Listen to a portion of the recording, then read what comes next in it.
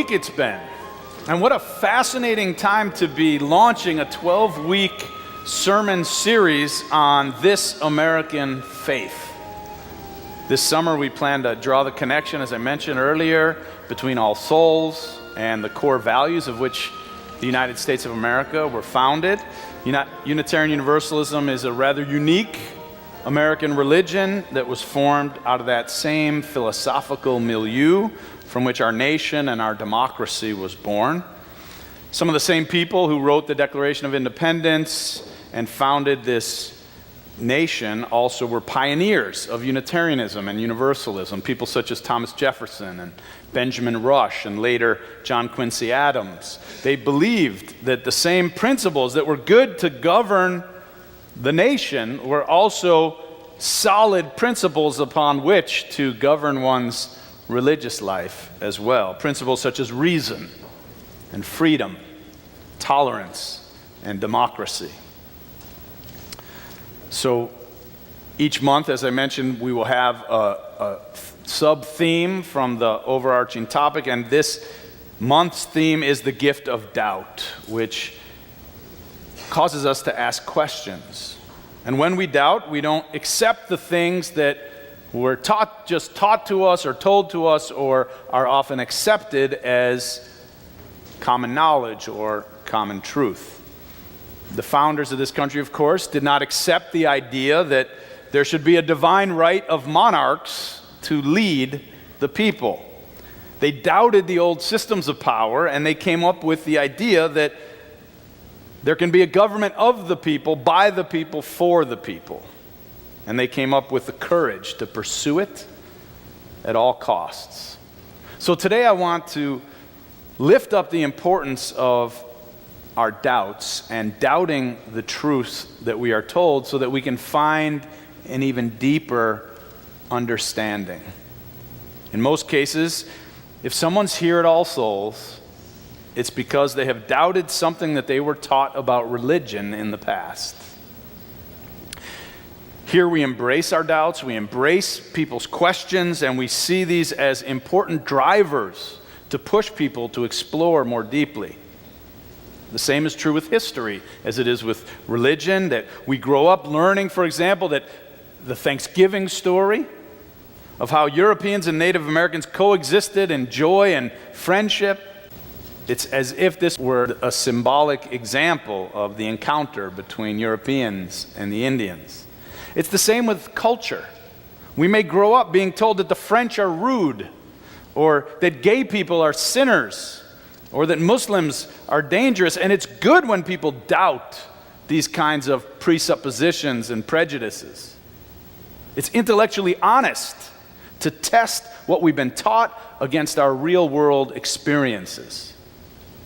The problem is that what we've been taught often shapes how we experience the world. So being able to break free of the paradigms and the prejudices of our culture and our upbringing is truly a gift. We might call it the gift of doubt.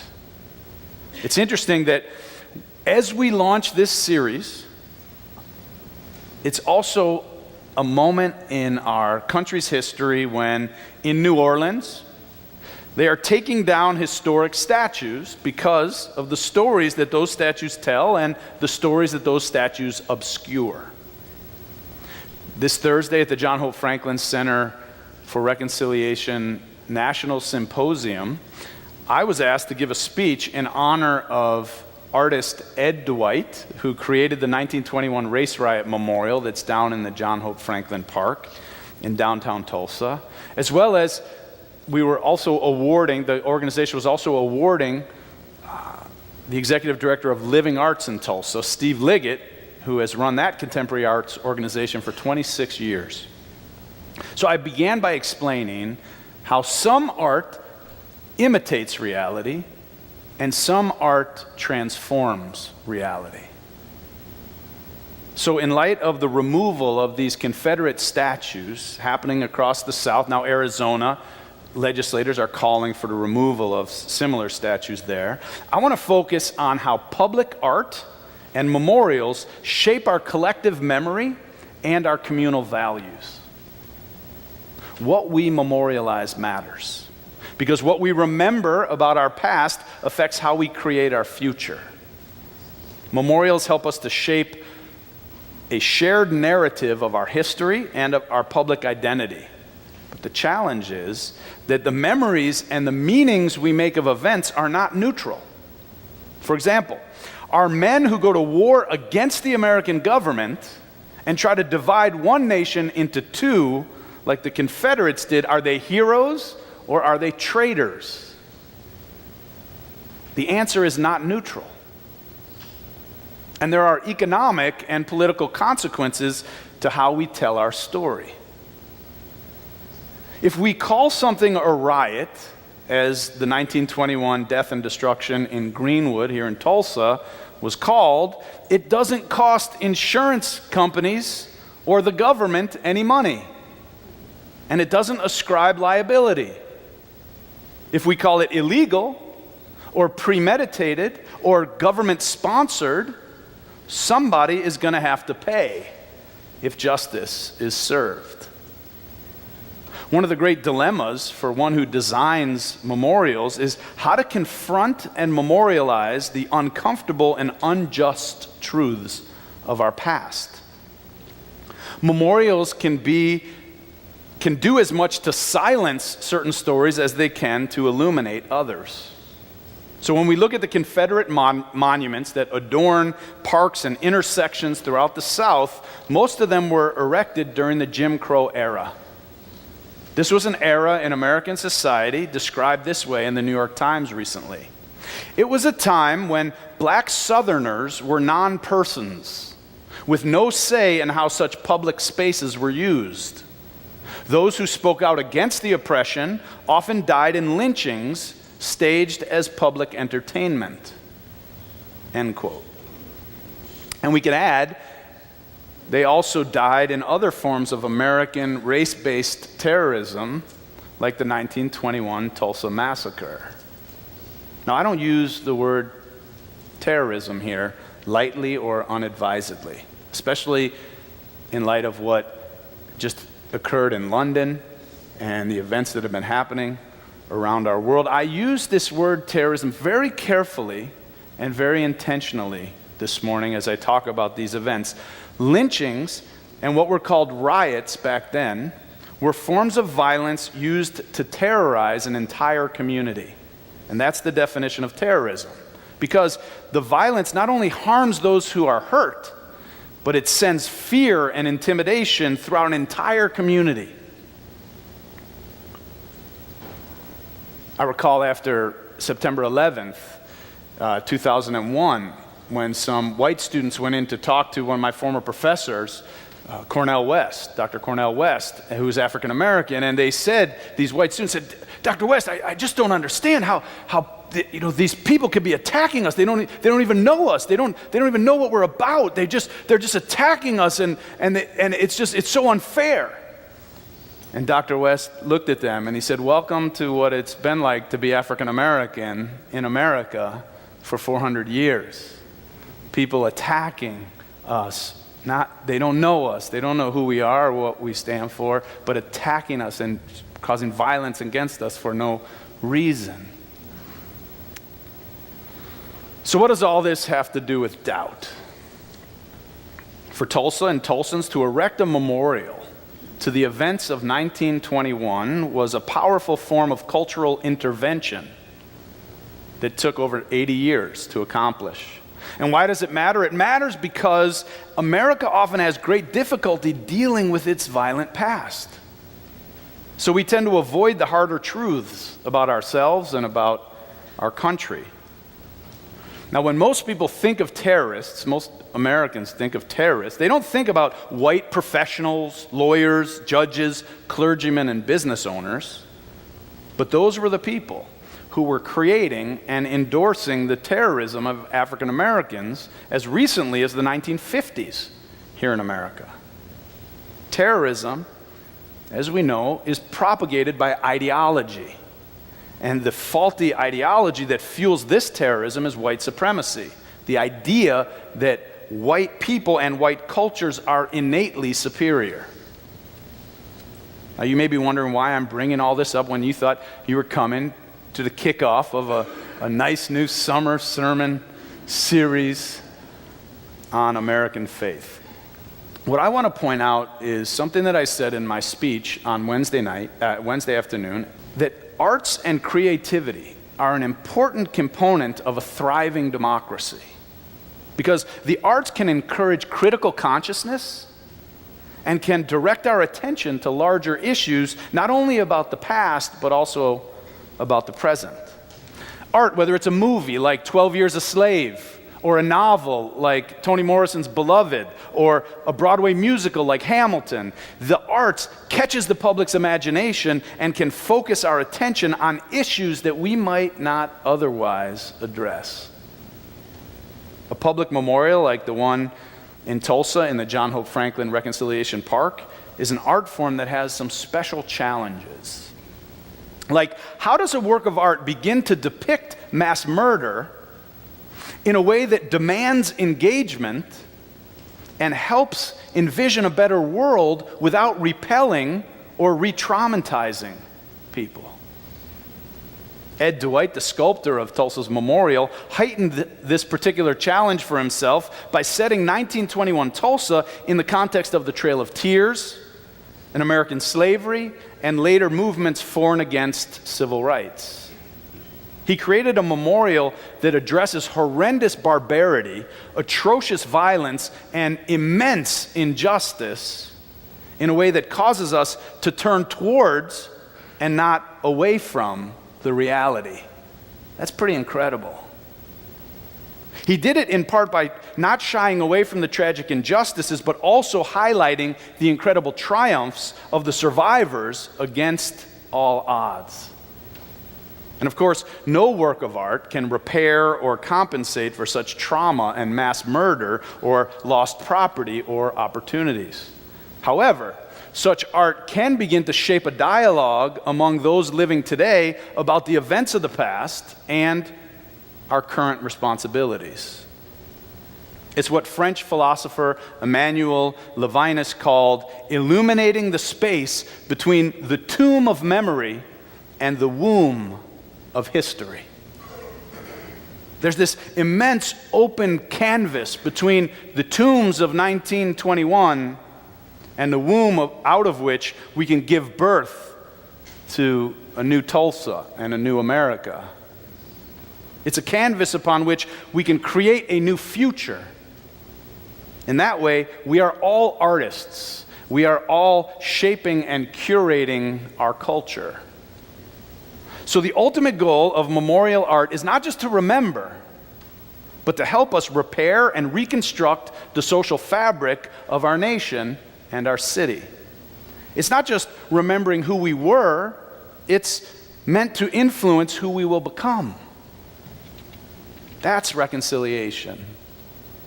Reconciliation of a community in the aftermath of violence does not come from a statue or a work of art by itself. Public art needs to be part of a larger agenda of social justice and a broader process of reconstructing society. In the case of the 1921 memorial and the removal of the statues across the South, it also has to contribute to the disruption of violence against the black community. There's a long history in this country and in this city of violence against and killing of black and brown people with impunity. And as the 1921 memorial won't let us forget, also against indigenous and native peoples as well. But in light of the anniversary this week of the Tulsa Race Massacre of 1921, and in light of current events that we've been reading about and hearing about in the past week, I want to keep the focus this morning on the unique American forms of violence, terrorism, and theft of black bodies and black property. Let's also be honest about how violence against black people continues 96 years later in Tulsa and is evoked by the killings of Terrence Crutcher in 2016 and Eric Harris in 2015, as well as other murders of unarmed African American males across the country, such as Michael Brown, age 18 in St. Louis in 2014, John Crawford, age 22 in Dayton, Ohio. Tamir Rice, age 12 years old in Cleveland. Freddie Gray, 25 in Baltimore. Alton Sterling in Baton Rouge. And the list goes on and on and on, as you know. But it's not just unarmed black males who've been killed by police in these recent years. There's also unarmed 37-year-old Natasha McKenna in Virginia. Unarmed Yvette Smith, mother of two, shot on her front porch by police in Texas. Unarmed 22-year-old Rakia Boyd in Chicago. Unarmed 29-year-old Sharissa Francis in Queens, New York. Unarmed Kendra James, 21-year-old in Portland, Oregon. I could read the whole list of unarmed black and brown men and women who've been killed by police in America in the 21st century, but we've got to clear out for another service by 11:30, and there's not really enough time. Let's not forget 2 years ago in Charleston, in a church, not that different from our own, when a proclaimed white supremacist killed 9 black people while praying there at the Emmanuel Church. And you might not have seen this week an African-American woman who bought a home in Turley, Oklahoma, just a few miles from here, found a large paper sign on her front door of her new home when she came to move in that read, "No," and the plural of the N-word. How's that for a welcome to the neighborhood? The police who came told her to be careful because members of the Ku Klux Klan live in that neighborhood. This week, LeBron James' home in Los Angeles, where he lives in the off-season with his wife and his 3 small children, was spray painted with the N-word. He responded by saying, no matter how much money you have, no matter how famous you are, no matter how many people admire you, being black in America is tough. We've got a long way to go as a society, he says, and as for African Americans, a long way to go until we feel equal in America, end quote. And equal is certainly the goal, but feeling safe would even be an improvement at this point. This week, 2 Smithsonian museums, a block from the White House, had nooses placed in them, including one noose that was left inside the new African American History Museum in the section of the museum dedicated to segregation. We have short memories in this country, so we quickly forget that year after year on American college campuses, we read about incidents, including nooses being hung on dorm rooms of African Americans. So I repeat, the ultimate goal of memorial art, whether in New Orleans or in Tulsa or in Arizona, is not just to remember, but to help us repair and reconstruct the social fabric of our nation and to define the values of our community. So people who try to claim that taking down these Confederate statues is trying to erase history are wrong. In New Orleans, they are planning to put the statues in a museum where they can be viewed and placed in a historical context. Not to erase anything, to put it into a context. Because having them on display as public monuments makes a very different statement about what the community stands for, what the community cares about. So let's be clear that memorial art is about much more than memory. It's also about shaping the values of the society and helping build community. But public art alone cannot repair anything. So public art needs to be part of a larger agenda of social justice and a broader process of reconstructing our society. So in light of the tragic events and present circumstance of history and the present circumstances today, the erection and removal of memorials also has to contribute to the disruption of violence against the black community. Violence that has been continuing century after century and continues to this day. So why is art so important in this process? Here's why. Because mainstream American memory is all too fleeting. And we need art to help us remember the ongoing and unrelenting struggles for justice and the struggles to end violence, and to put today's killings of unarmed black and brown people in the context of a much larger arc of history. You may remember that when Tulsa's new First Friday art crawl, how many people have gone to the First Friday art crawl? All right, a lot of us have been there. In the Brady District, in 2013, it was launched on that first night. Tulsa artist El Juan staged an unauthorized exhibit in a prominent alleyway there. It involved his black body appearing dead, shirtless, and bloody, lying in the alley surrounded by over a dozen pointy traffic cones painted white with eyes representing Ku Klux Klansmen. He drew the attention of the mostly white, middle and upper class Tulsans like myself who had come to drink and eat and enjoy the gallery art in this new revitalized hip artsy district. The city council had just made the disappointing decision to retain the name Brady for the street and the district in North Tulsa, despite Mr. Brady's known Klan activity and violence against people of color. As people hopped from gallery to gallery, we were forced by this display to remember that we were on the site of immense atrocities that had yet to be fully acknowledged or reconciled. And the fact that despite the tragic history of North Tulsa, African American voices were once again not ultimately heeded in the decision to keep the name. That's why Steve Liggett, the longtime director of Living Arts, was honored this week by the John Hope Franklin Center, because that organization has consistently used its physical and social location in the Brady Arts District, which they never call the Brady Arts District, they just call it the Tulsa Arts District. They hold exhibits that address issues of race and racism in Tulsa frequently and have a goal of inspiring conversation and change. Living Arts, like the John Hope Franklin Center, like All Souls, reaches people in power in this city and causes us to confront issues that we might not otherwise address.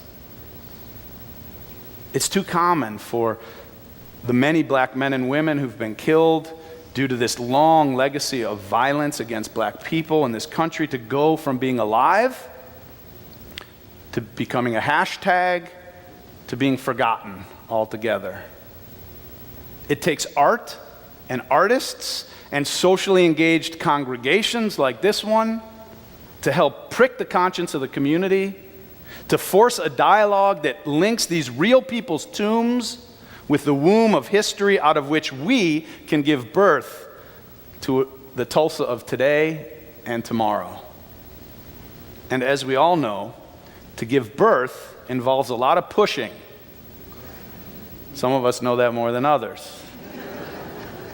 So let's keep pushing and let's keep creating, because it's not about art imitating reality, it's about art transforming reality. And it's not about religion helping us to adjust to an unjust reality, it's about religion helping us adjust the reality. In that sense, we are all artists, weaving the social fabric of our city and our nation back together. Thank you.